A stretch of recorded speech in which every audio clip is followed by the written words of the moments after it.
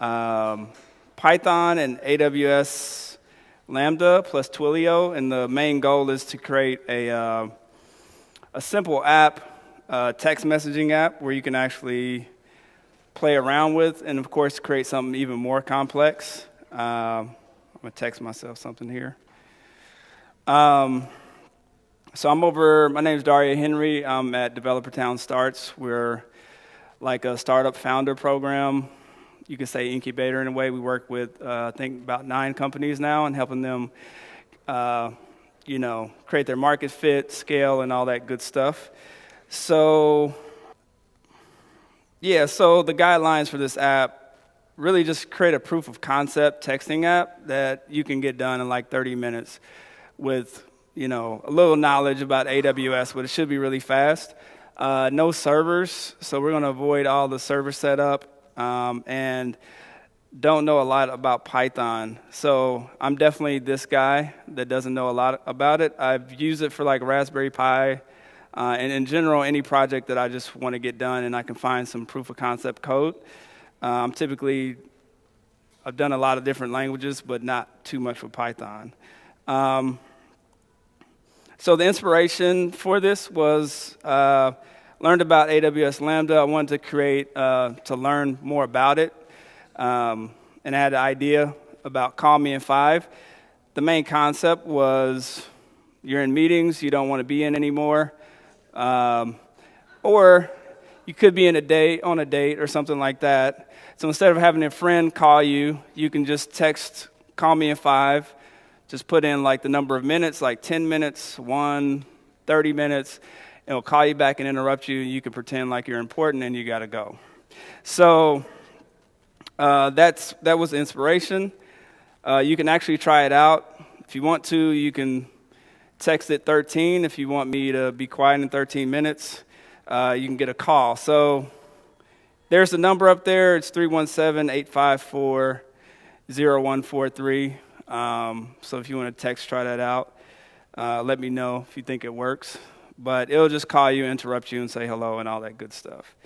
I have used it to get out of a couple unnecessary meetings. I'll say that. All right, so that's the inspiration. Technologies used for this particular demo, I didn't use everything. So Call Me in 5 was a lot more complex. This one's a lot simpler. So we just use AWS Lambda, AWS API Gateway, Python 2.7, and Twilio. Getting started, kind of feel bad. I'm at a Python meetup, and it just does not actually take that much code. When you see it, you're going to be like, that barely counts as Python. But you actually end up doing more Lambda and API Gateway configuration than code in this case. So this would be the minimum amount of code you would need, is just simply a method and a return. Of course, we do a little bit more than that, but if you set this up, you can have a text messaging app. So I just walked through the steps. Obviously, I'm kind of glaze over a few things, but this is all in a GitHub repo if you want to view later. So initially, you want to go into AWS and create your Lambda. And let me ask this, how many people have experience with Lambda, AWS Lambda? Okay, cool. So you guys already know all this good stuff. So you just want to create a function from scratch, and then give it a name, select your runtime, which is Python 2.7, create a custom role, which is, all this stuff is really easy. It just walks you through it. Create a new IAM role. It already has a default name. You just go with that and save it. And then that'll land you on your actual function. At that point, you'll see here, you want to you have the ability to add an API gateway. So you just click on that. It'll show up here. And then down here, you can actually configure it. So you just want to create a new API. You name it whatever you want. I just gave it the name of the function plus underscore API. Select or enter in a deployment stage. So that can be like production, test, QA, whatever you want to call it. I just call it development, since this is just development environment I want to try out. For security, I just left it open so I can avoid all the just extra debugging, trying to figure out if I got authorization correct or not. So I just left it open. Obviously, you don't want to do that. If you really do it, set up some auth when you create your Lambda or API gateway. So this is the code that we'll be adding. It's just a simple set up a method, called it Lambda handler. What we do is grab the message that comes in. So it's an event body. We also can get the phone number as well. And then I just have a simple case statement. So based on whatever you text, well, not whatever, but as long as it's within these this actual statement here, if you text start, it'll return a different message. If you actually text in to, it'll give you something else. So it's just a really simple, it's basically a trivia app, and you'll see more about it later, but it's a really good way to get some interaction with users, et cetera. So as far as adding code, all you want to do in your local environment is create a new folder, a new project folder. Add a file called lambda function.py, and you can put that code in there. You'll also want to download the Python Twilio library, which is in a GitHub repo. Just download it, put it in your folder, and then create a zip file of Lambda and the Twilio folder. You got to be sure not to do the parent folder. You just have to select both of those and create a zip file, and then you want to upload that zip file into Lambda. And then what you'll see here, you just drop your code in. You'll see Twilio over here on the side. I have a few methods because I was testing a few things, a few files, I mean. So all your files will upload there.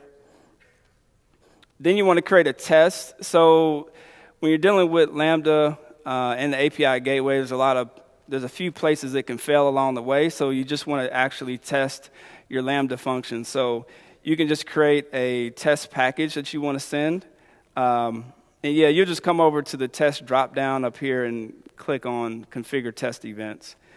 And then you can actually create just a little package, the body, the from, and then save that. When you run through the test, you can find any syntax errors or logic errors you may have. So the next step will be configuring your API in the API gateway, which you already created, so you just need to jump over there, and then you'll come in here and actually create a method, an actual get method, and it'll drop it right here, and then you'll just go in. Again, everything's pre-filled, so you just want to come down here and actually enter in your Lambda function. So all that does is connect the API to your Lambda. And then you'll land on a screen like this, which lays out the steps. The only thing we're concerned about here as far as changing is the integration request, the method response, and the integration response. And it's really simple, small changes to make all this work properly. For the integration request, from Twilio, it sends over, it's a GET request. And so all you need to do is pull the parameters out of the query string and then convert that into a JSON package. And so that's what I'm doing here. I'm saying the content type is application JSON, and then coming in here and setting body and from to the input parameters. The next one will be method response, which is just application. This is what comes back out from your Lambda and goes back into Twilio. So you want to set that to application XML, and that's literally all you have to do for that one. And then the next one is integration response. And this is where you actually want to use the format that Twilio requires for their response XML. So you just put that in there, and then this input root is the actual text you return from your Lambda function. And the last step that's really important is actually deploy your API. I was debugging this for like 20 minutes, and I realized I didn't hit the deploy button. So if you don't deploy, it doesn't go out, and it won't work. So do that, and then once you do that, your API is published, and it should work all the way through to your Lambda function. And again, you can test this using Postman or something like that in order to see if it's working. Twilio, I'm not going to go into detail here, but create an account, create a new phone number. You go into Manage Numbers, Active Numbers, select your phone number, and then you want to edit your messaging webhook. All you have to do is take your endpoint that you get from your API gateway, paste that into this line here where it says a message comes in. So that's when a text message comes in.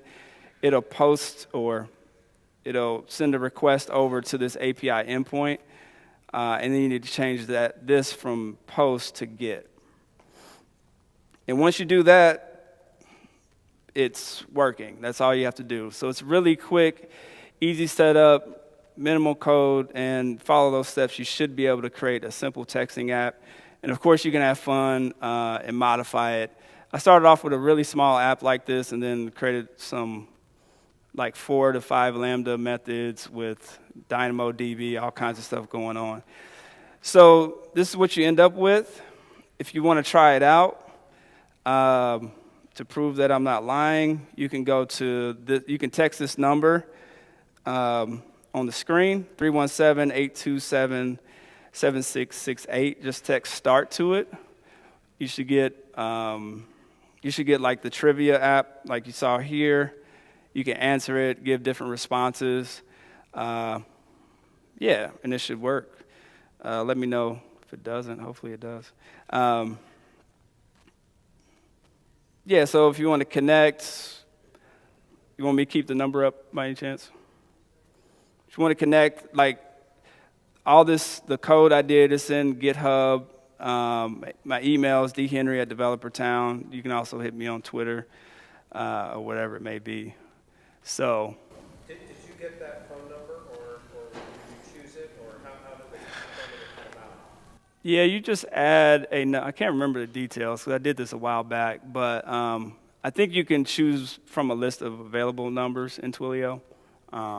You can add one. They're like $1 a month or something like that. Any other questions? Without going through AWS Lambda, can I, from a desktop Python script, can I access Twilio and expect text message to be sent to some other actual number? Yeah, you should be able to do that. I know I haven't tested that, but I know you can. Just through a curl request. You can just use curl and post to the Twilio API, and it should work just fine. Yep. Is it possible to integrate something like this into like an actual Android app? Yeah, absolutely. You can definitely do that.